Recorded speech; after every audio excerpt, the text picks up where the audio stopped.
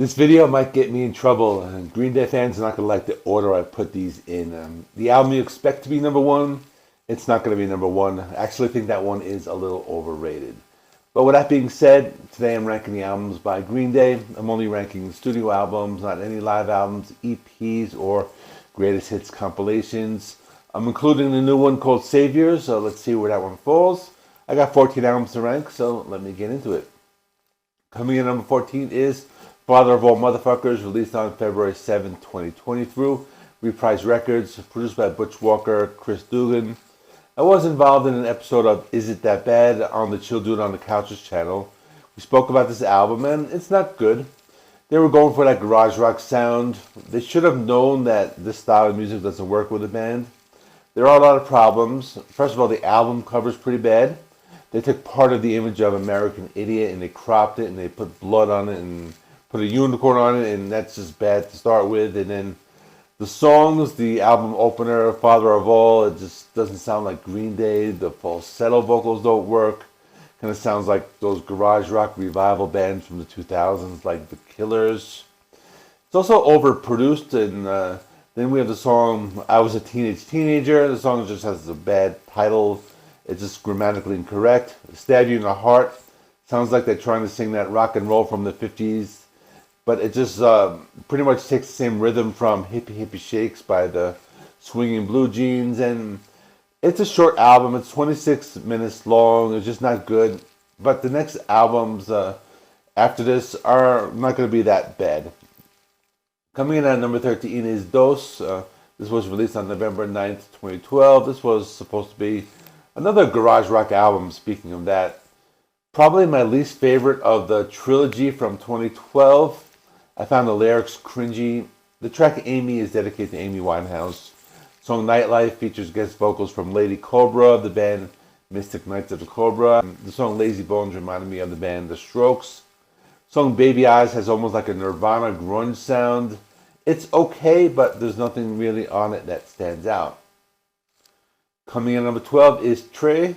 This was released on December 7th, 10th, and 11th in Australia, UK, and the US respectively. Released on Reprise Records. I've seen rankings put this one as the best of the trilogy. I don't think so. I think it's pretty good. There are some good songs. Opening track Brutal Love has more of a rock and roll sound. 8th Avenue Serenade has a grungy alternative rock sound. There's some acoustic tracks like the Drama Queen. My favorite song is probably Dirty Rotten Bastards, which is a longer track, has the sound similar to the two rock opera albums I will talk about later. This one's okay. I'm not saying it's a bad album, it just sits towards the bottom of the ranking. Coming in number 11 is Uno, released on September 25th, 2012 by Reprise Records. First of the three albums in the Uno Dos Tres trilogy. This one is just okay. As I was saying, the trilogy of albums is not great. This one has some redeemable songs. The songs are straightforward punk. There's rock, there's pop punk. We got Let Yourself Go, that has an old school punk rock sound. And then there's the song Troublemaker, which reminds me of like Iggy and the Stooges with a classic 70s sound. It's okay, but still ranks towards the bottom. Coming in number 10 is 39 Smooth. This was released on April 13, 1990 through Lookout Records. It's the band's only album with drummer John Kiffmeyer. I thought the album was pretty straightforward punk rock. The production was very raw. Works as a punk rock album. This has a few decent tracks. The album opener At the Library has a catchy chorus and some wholesome lyrics. They have a self-titled song in this one. I thought that was not too bad. It has a cool bass guitar sound. There's a song called 16, reminded me of When I Come Around from Dookie. Not too bad, but nothing special. Coming in number 9 is Kerplunk. This is their second album released on December 19, 1991. Their second and last album released on Lookout. This album has the classic lineup. This one is also pretty straightforward and similar to their debut album. I thought they started to introduce their kind of Dookie sound here, which would be the next album. Speaking of Dookie, there's an early version of Welcome to Paradise on this album. There's a little bit of experimentation here. The song One for the Razorbacks has some harmonics in the intro. Christy Road is a cool song, has a cool rock and roll sound. They have some weird stuff. For example, the song Dominated Love Slaves, a bluegrass hillbilly song with funny lyrics.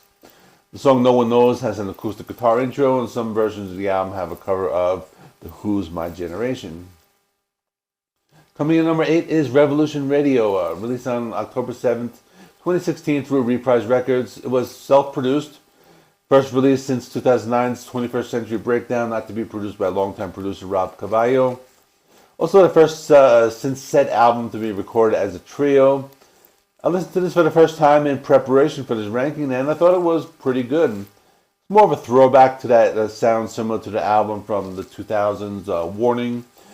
I like the song Bang Bang. That was one of the singles. It has a classic sound. You hear some Nirvana influence here and there, and there's some Middle Eastern sounding guitar riffs towards the middle of the song. The title track, Revolution Radio, is just a really good, straightforward rock song. It sounds like classic Green Day. One song I didn't like called Say Goodbye. I think that was one of the singles, had a modern pop vibe. I didn't like that one, but there's also the song Still Breathing. The lyrics were very uplifting. Overall, really good album. I think it's very underrated. Coming in number 7 is Saviors, the new one from 2024. This was a big improvement after a series of albums that were just okay. Many people are saying that it was the best since American Idiot. I would put something else ahead of it. Still a great album. It has elements of the different eras of the band. The opening track, The American Dream is Killing Me, reminiscent of the American Idiot era. Dilemma was more of a Dookie era song. Lots of other great songs like Look Ma No Brains and Father to Son. It's a solid album. There are no weak songs, but at the same time, I don't think any of the songs will go down in like Green Day history as being like their classics. But with that being said, it's a solid album. Coming in number 6 is Warning. This was released on October 3rd, 2000. To be honest, I never listened to this one before preparing for this ranking, and I think this is a hidden gem. This might be a little controversial, me putting it up this high, because I know people don't like this. They get experimental. It has the title track. I know many people say they stole the song from Picture Book by the Kings. You know that. But it has this classic rock influence, like the intro to Hold On, very reminiscent of the harmonic intro to the Beatles' Love Me Do. Waiting has a main riff reminiscent of the song Downtown by Petula Clark, and then they do some weirder stuff like the organ and acoustic guitar in the song Misery. Then Macy's Day Parade has acoustic guitars and the foot stomping rhythm, and then straightforward punk rock like Church on Sunday. This album is divisive, but I think it's really good. I think like they made it work with what they were trying to do. I like it a lot, and for that reason I have it ranked here at number 6. Now for the big 5. These are just the really great albums. So number 5 I have Insomniac, released on October 10th, 1995. It's pretty underrated. It gets overshadowed by Dookie. They delve into some hardcore in this album. I like the song Geek Stink Breath. Has classic Green Day sound. Panic Song is a cool, deeper cut on the album. Has a cool bass guitar intro with clean and distorted guitars. It's an interesting song. The vocals do not come in until 2 minutes in the song. I found that interesting. We got Brain Stew, which I actually remember that from the Godzilla soundtrack from like 98 or something. And the lyrics are a little darker in that one. So overall, really good album. Coming in number 4 is Nimrod. This was released on October 14th, 1997. This is another underrated album. They start to experiment a little more on this one. The album opener is Nice Guys Finish Last. It's a straightforward punk rock song. Hitchin' a Ride is a cool song, very bouncy rhythm. I like the song All the Time. It's a good deep cut with a very catchy sound. The song Platypus I Hate You is some hardcore punk who moves at a faster speed. Then there's some pop punk with the song Uptight. The album also has their big hit, Good Riddance, Time of Your Life, which was always on the radio back in the day. And I really like this album, and I think it is underrated. Coming in at number 3 is 21st Century Breakdown. This might be another controversial pick. I know this is one that's divisive, but it was released on May 15, 2009. Reprise Records, another concept album. The follow-up to American Idiot has a similar theme, talking about the state of the world at that time. I just like this album a lot. I think the band does concept albums very well. Not as good as American Idiot, but I think it's a very strong album. Some really great songs. We got the single 21 Guns. That's a really great acoustic track. The album has a single Know Your Enemy. It was produced by Butch Vig, so we know he produced Nirvana's Nevermind. I like the song Horseshoes and Hand Grenades. Really cool deep cut on the album, and this one's awesome. I definitely recommend checking it out. And here's the big one. Coming number 2 is Dookie. I said this one is not going to be number 1. It's the one that people think is their greatest album ever. I think it's a little overrated, but with that being said, I have it at number 2. So it's a great album, just a little bit of are some flaws on here. So let's talk about that. So this one is it's one of the greatest albums ever. We got like some of their best songs: Longview, Basket Case, Welcome to Paradise, When I Come Around. Those were always on the radio. Those are songs that you can sing along to. You know the lyrics to all of them. But the problem with this album is that there's a little bit of filler on it. Like towards the end, I think like the last couple songs might be a little kind of filler songs. But then there's some great songs. Having a Blast, I like that one. Chump is great. Sassafras Roots is pretty good. But overall, I think it has like a little bit of fluff on it. And for that reason, it's not in the number 1 spot. But it could have been because it has some of their best songs of all time. But my number 1 is going to be American Idiot. It's released on September 21st, 2004. It was a big album, a concept album, a punk rock opera. It's just great start to finish. It's like a prog rock album with many songs having these multiple parts. Just the title track, straightforward Green Day, punk rock. Then they have the 5-part Jesus of Suburbia that has this theatrical rock and roll sound. The acoustic track Boulevard of Broken Dreams. We got Wake Me Up When September Ends.